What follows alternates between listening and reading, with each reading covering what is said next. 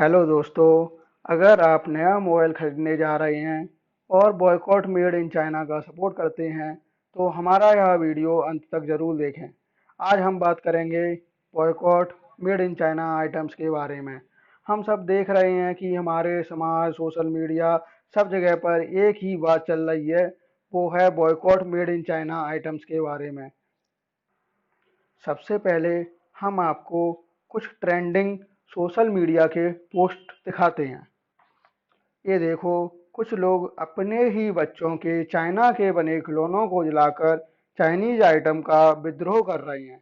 अभी तो ये लोग बॉयकॉट मेड इन चाइना का समर्थन कर रहे हैं। हमें इन लोगों को थोड़ा और जागरूक बनाना चाहिए, जिससे ये लोग जब दोबारा खिलौने खरीदने जाएं तो मेड इन चाइना आइटम का डिफरेंस समझ सकें। कुछ लोग चाइना के प्रधानमंत्री के पोस्टर को जलाकर विद्रोह जताते हुए, कुछ लोग ओप्पो के बैनर पर काली पोतकर चाइनीज आइटम का विद्रोह जताते हुए। जब हम इन लोगों से पूछते हैं कि चाइनीज माल के समांतर हम कौन सा माल खरीद सकते हैं, तो हमें कोई भी जवाब नहीं मिल पाता है। आज हम आपको चाइनीज मोबाइल फ़ोन के समांतर दूसरी कंपनी के फ़ोन के बारे में विस्तार पूर्वक बताएंगे। मैं आपको लास्ट क्वार्टर में बिकने वाले मोबाइल फ़ोन का डेटा दिखाता हूँ। इसमें जो आप लाल कलर में देख रहे हैं वो चाइनीज़ कंपनियां हैं, बाकी अन्य देशों की कंपनियां हैं।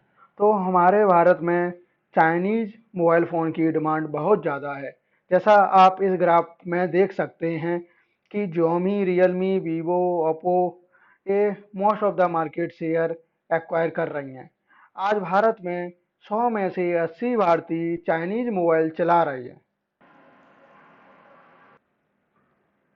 मार्केट में बिकने वाले कुछ लोकप्रिय चाइनीज मोबाइल फ़ोन के नाम इस प्रकार हैं: Redmi K20 pro, Vivo Z1X, Realme x, Oppo A9, Realme C3, Redmi note 9 pro, Redmi 8, one plus 8। अब मैं आपको इन मोबाइल फ़ोन्स के अल्टरनेटिव में हम कौन से मोबाइल फ़ोन खरीद सकते हैं, उसके बारे में विस्तृत रूप में जानकारी दूंगा। हम Redmi K20 Pro की जगह पर Samsung A51 खरीद सकते हैं। अब हम इन दोनों मोबाइल फ़ोन का डिज़ाइन एनालिसिस करेंगे। तो Samsung A51 में हमारे पास फ्रंट डॉट कैमरा आता है, जबकि Redmi K20 फ़ोन में हमारे पास पॉपअप कैमरा आता है, जो हमें फुल डिस्प्ले तो प्रोवाइड करता है, बट ये कैमरा कुछ समय बाद जब बार बार खुलता है तो एक डिफरेंट टाइप की साउंड प्रोड्यूस करता है। तो आज के अकॉर्डिंग ये जो डॉट कैमरा है वो बहुत ज़्यादा चर्चा में है और बहुत ज़्यादा अच्छा भी रहता है। तो इस अनुसार सैमसंग A51 का डिज़ाइन अच्छा है। अब हम रेडमी K20 प्रो और सैमसंग A51 के कुछ फीचर्स का कंपैरिजन करेंगे। तो रेडमी K20 प्रो हमको 24,999 का पड़ता है, वहीं सैमसंग A51 25,250 का पड़ता है। तो पैसे के मामले में ये दोनों फ़ोन ऑलमोस्ट बराबर रुपए के हैं। सबसे पहले हम इन दोनों फ़ोनों की बैटरी को देखते हैं, जो बराबर की हैं, 4000 mAh। दोनों 4000 mAh की बैटरी ही हमें देते हैं। अब हम कैमरा को देखते हैं। कैमरा जो Redmi K20 Pro प्रोवाइड करता है वो ट्रिपल कैमरा फ़ोन है, वहीं Samsung A51 four camera phone है। तो कैमरा के मामले में सैमसंग A51 बहुत ही अच्छा है। और आप नॉर्मली कैमरा देखोगे तो प्राइमरी कैमरा 48 मेगापिक्सल के दोनों देते हैं। Portrait mode camera Redmi K20 Pro में 13 मेगापिक्सल का है, वहीं सैमसंग A51 में 12 मेगापिक्सल का। ये भी ऑलमोस्ट बराबर है। उसके बाद इसमें दो कैमरे और मिलते हैं, जो वाइड एंगल और माइक्रो कैमरा हैं। फ्रंट कैमरा हमारा सैमसंग A51 में Redmi K20 Pro से अच्छा है। अब हम बात करेंगे रैम एंड रोम के बारे में। Redmi K20 Pro और Samsung A51 दोनों इक्वल रैम देते हैं और डिस्प्ले भी इन दोनों में ऑलमोस्ट समान है। अब प्रोसेसर की बात, तो प्रोसेसर इसमें Redmi K20 Pro फ़ोन में थोड़ा अच्छा है कंपैरेटिवली Samsung A51 के। तो जो लोग कैमरा यूज करते हैं उनके लिए Samsung A51 phone Redmi K20 Pro phone से बहुत ही ज़्यादा अच्छा है। जो लोग गेम दीवाने हैं उनके लिए Redmi K20 Pro फ़ोन अच्छा है। अब हम कुछ और फ़ोन्स का कंपैरिजन करते हैं। Samsung M31, Oppo A9, Redmi Note 9 Pro and Vivo Z1X। अब हम इनके डिज़ाइन के बारे में विस्तृत रूप से जानेंगे। जैसे Samsung M31 हमें ड्रॉप कैमरा देता है, वहाँ पे Oppo A9 भी सिमिलर टाइप का कैमरा देता है और Redmi Note 9 Pro dot camera देता है जो इस समय में बहुत ज़्यादा अच्छा है। Vivo Z1X भी हमें ड्रॉप कैमरा देता है। अब हम इन सब फ़ोन्स के फीचर्स के बारे में जानेंगे। इन सब फ़ोन की प्राइस रेंज है 16,000 से 20,000 की रेंज में। यहाँ पे वीवो आता है 17,990 rupees, Redmi note 9 pro 16,999, Oppo A9 19,250 जो इस डोमेन में सबसे ज़्यादा महंगा है और इसका कैमरा भी सबसे ज़्यादा लेटेस्ट है। सैमसंग M31 ए है 16,298 में। अब हम बैटरी के बारे में देखेंगे जो है जो Vivo Z1X में है 4500 mAh, Redmi Note 9 Pro में है 5020 mAh एंड Oppo A9 में है 5000 mAh, Samsung M31 में है 6000 mAh। अब आप सोच रहे होंगे कि इन सब में कौन सी बैटरी अच्छी है, तो आप इसे इस तरीके से समझ सकते हैं, जिसका नंबर जितना ज़्यादा है वो उतनी अच्छी बैटरी है। तो इसमें सबसे ज़्यादा नंबर हमारा सैमसंग फ़ोन का है जो है 6000 mAh। तो इसमें इन सारे फ़ोन्स में सैमसंग की बैटरी अच्छी है और ये सबसे सस्ता भी है इन चारों फ़ोन के कंपैरिजन में। अब हम बात करेंगे कैमरा के बारे में। तो Vivo Z1X हमें प्रोवाइड कराता है triple camera, Redmi Note 9 Pro हमें प्रोवाइड कराता है 4 कैमरा, Oppo A9 भी 4 कैमरा प्रोवाइड कराता है, Samsung भी 4 कैमरा प्रोवाइड कराता है। अब हम देखेंगे बाकी सब लोग हमें प्राइमरी कैमरा 48 मेगापिक्सल का दे रहे हैं, वहीं पे Samsung हमें 64 मेगापिक्सल का दे रहा है और फ्रंट कैमरा Vivo दे रहा है 32 मेगापिक्सल का, Redmi Note 9 Pro 16 मेगापिक्सल का, Oppo A9 16 मेगापिक्सल का, Samsung M31 32 मेगापिक्सल का। तो इस अकॉर्डिंग ओवरऑल देखा जाए तो कैमरा सैमसंग का अच्छा है। तो फर्स्ट टू में सैमसंग विनर रहा है बैटरी एंड कैमरा वाइज। अब हम बात करेंगे रैम एंड रोम के बारे में। तो Vivo हमें प्रोवाइड कराता है 8 GB एंड 128 GB रोम, वहीं Redmi Note 9 Pro 4 GB and 64 GB ROM, Oppo A9 4 GB 128 GB ROM, Samsung M31 6 GB and 64 GB ROM. अब मैं आपको रैम, रोम एंड प्रोसेसर के बारे में कुछ सरल भाषा में समझाता हूँ। हम प्रोसेसर को समझ सकते हैं अधिकारी और रैम को समझ सकते हैं उसके पास में बैठा हुआ नौकर और रोम को समझ सकते हैं उसके पास वाली फाइलें। तो यहाँ पर 8 GB का मतलब है 8 नौकर, 4 का मतलब है 4 नौकर एंड 6 का मतलब है 6 नौकर। और जो फाइलें हैं वो अपनी जगह लगी ही रहेंगी हमेशा। जब हमें कोई काम कराना होगा तो हम नौकर को बोलेंगे कि हमारी फाइल अधिकारी को दे दे। तो आप समझ सकते हैं जब 8 नौकर होंगे तो एक साथ 8 फाइल ले जा सकेंगे अधिकारी के पास, जब 6 नौकर होंगे तो 6 फाइल ले जा सकेंगे। तो इस अकॉर्डिंग 8 GB ज़्यादा अच्छी है कंपेरेटिवली टू 6 GB, और ये इसी अकॉर्डिंग काम करती है। हम बार बार नौकरों को बोलते हैं कि हमारा डेटा अधिकारी के पास ले जाओ, अधिकारी प्रोसेस करता है और फिर डिस्प्ले पे दिखाता है।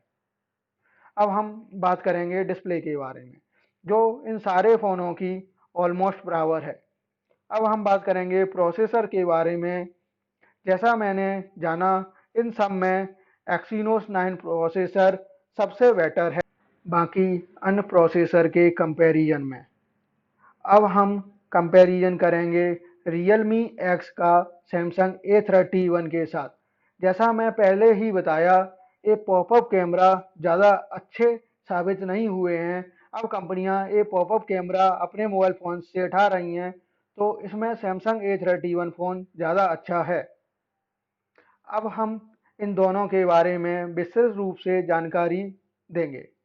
Realme X हमारा 18,999 का आता है, वहीं Samsung A31 21,999 का आता है। बैटरी जैसा मैं लास्ट स्लाइड में बताया ही था, जितनी ज़्यादा पावर उतना ज़्यादा अच्छा, तो यहाँ पे 5000 इज बेटर बैटरी। अब हम कैमरा के बारे में बात करेंगे, जो साफ साफ दिख रहा है कि Samsung A31 हमें 4 कैमरा प्रोवाइड करा रहा है बैक साइड में, और 20 मेगापिक्सल का फ्रंट कैमरा दे रहा है, जो साफ साफ Realme X से काफ़ी ज़्यादा अच्छा है। रैम एंड रोम के बारे में हम पिछली स्लाइड में जान ही चुके हैं कि ये कैसे काम करती हैं, तो यहाँ पे Realme X की रैम एंड रोम अच्छी हैं। डिस्प्ले इन दोनों की ऑलमोस्ट बराबर ही है, थोड़ा बहुत अंतर है, और हम बोल सकते हैं Realme X की थोड़ी स्क्रीन बड़ी है। प्रोसेसर भी इन दोनों में ऑलमोस्ट सिमिलर टाइप के लगे हुए हैं, तो ये दोनों प्रोसेसर ऑलमोस्ट सेम तरीके से ही काम करेंगे। तो अब आप डिसाइड कर सकते हैं कि कौन सा फ़ोन लेना है। मेरे अकॉर्डिंग हम चाइना का माल नहीं खरीदना चाहते हैं, तो Samsung A31 सबसे अच्छा ऑप्शन है खरीदने के लिए। अब हम बात करेंगे Samsung Zero One S and Realme 3 के बारे में। एज पर डिजाइन ये दोनों फ़ोन एक जैसे दिख रहे हैं, तो यहाँ हम बोल नहीं सकते कि कौन सा फ़ोन अच्छा है।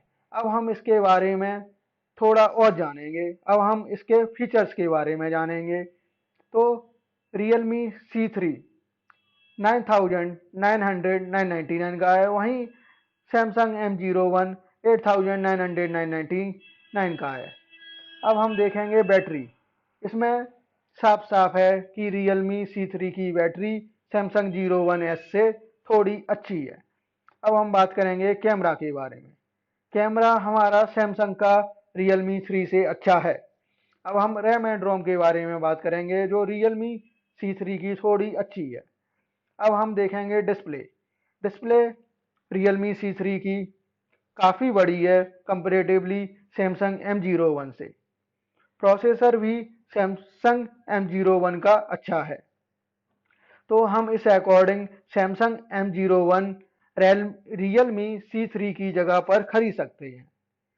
अब हम बात करेंगे Redmi 8 और Nokia 6.1 प्लस के बारे में। मुझे लगता है नोकिया के बारे में सारे लोग ही जानते होंगे, जो एक टाइम पे बहुत ही पॉपुलर कंपनी थी, और हम लोग मोबाइल फ़ोन का मतलब नोकिया भी समझते थे उस टाइम पे। लेकिन पिछले कुछ दिनों से नोकिया बाजार से गायब ही हो गई है, और ये नोकिया अब कुछ अच्छे फ़ोनों के साथ दोबारा से वापस मार्केट में आ रही है। तो हम डिज़ाइन वाइज देखेंगे तो Realme 8 का डिज़ाइन Nokia 6.1 प्लस से थोड़ा सा अच्छा है, क्योंकि इसमें Realme 8 में थोड़ी सी स्क्रीन कट होती है, वहीं 6.1 प्लस में थोड़ी ज़्यादा स्क्रीन कट है ऊपर की साइड। अब हम इन दोनों की थोड़ी विस्तृत रूप से जानकारी देखेंगे।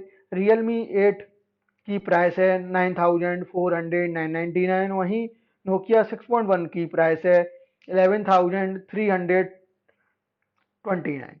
अब हम बैटरी को देखेंगे तो Redmi 8 की बैटरी थोड़ी सी अच्छी है। अब हम कैमरा की बात करेंगे तो डेफिनेटली Nokia 6.1 प्लस का कैमरा Redmi 8 से काफ़ी अच्छा है, और जो लोग सेल्फी लेने के ज़माने हैं वो नोकिया 6.1 प्लस खरीद सकते हैं। जैसा कि हम पहले भी जानते हैं नोकिया के हार्डवेयर सबसे ज़्यादा अच्छे आते हैं। रैम एंड रोम की बात करेंगे तो वो भी नोकिया की सबसे ज़्यादा अच्छी है। डिस्प्ले रेडमी 8 की डिस्प्ले नोकिया के कंपैरिजन में थोड़ी बड़ी है। प्रोसेसर नोकिया 6.1 प्लस का अच्छा है, तो हम रेडमी 8 की जगह पर नोकिया 6.1 प्लस खरीदना पसंद कर सकते हैं। अब हम बात करेंगे OnePlus 8, iPhone SE and Samsung Note 10 Lite के बारे में। यहाँ पर वन प्लस 8 एक चाइनीज कंपनी है, वहीं आईफोन एसई अमेरिका की कंपनी है and Samsung Note 10 light Korea की कंपनी है।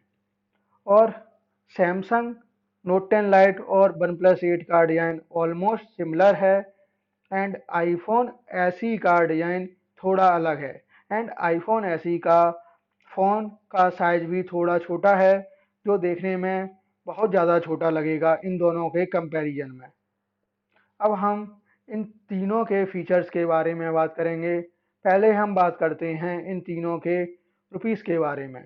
वन प्लस 8 हमको मिलेगा 41,999 का, आईफोन एसई मिलेगा 73,600 का, सैमसंग नोट 10 लाइट मिलेगा 37,999 का। अब हम देखेंगे बैटरी। यहाँ पर क्लियरली मेंशन है कि सैमसंग नोट 10 लाइट की बैटरी ज़्यादा अच्छी है और ये ज़्यादा समय तक चल सकती है। बट आईफोन इंटरनली कुछ ऐसे फीचर देता है, इसलिए इसकी कम बैटरी भी ज़्यादा समय तक चल जाती है। अब हम बात करेंगे कैमरा के बारे में, जो क्लियरली वन प्लस 8 का बाकी दोनों फ़ोन के कंपैरिजन में काफ़ी अच्छा है। अब हम बात करेंगे रैम एंड रोम के बारे में, जो Samsung Note 10 light and one plus 8 की अच्छी हैं और दोनों की बराबर हैं। अब हम देखेंगे डिस्प्ले। तो डिस्प्ले जो आईफोन एसई की है वो बहुत ही छोटी है, जबकि सैमसंग नोट 10 लाइट और वन प्लस 8 की बहुत बड़ी है।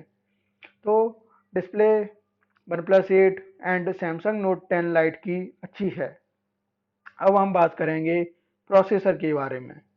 तो ये तीनों प्रोसेसर अलग अलग कंपनीज के हैं और ये तीनों प्रोसेसर एज पर फ़ोन डिमांड अच्छे हैं और ये तीनों ही प्रोसेसर बहुत ही अच्छे हैं, चाहे तुम गेम खेलो या तुम कैमरा यूज करो। और आप अपने अकॉर्डिंग डिसाइड कर सकते हैं कि इन तीनों फ़ोन में से आपको कौन सा फ़ोन लेना है। थैंक यू दोस्तों। अगर आपको मेरा वीडियो अच्छा लगा हो तो इसे शेयर करना ना भूलें और सब्सक्राइब करना भी ना भूलें। Thank you. Bye bye.